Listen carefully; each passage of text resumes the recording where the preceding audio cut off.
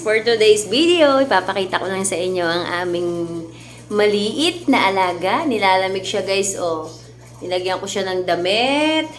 Ayan, oh, nakapayong pa siya guys sa loob ng bahay. Yung damit niya, hindi na siya maisiper kasi sikip na, tumaba na siya. Apple, tayo ka nga baby. Apple! Apple!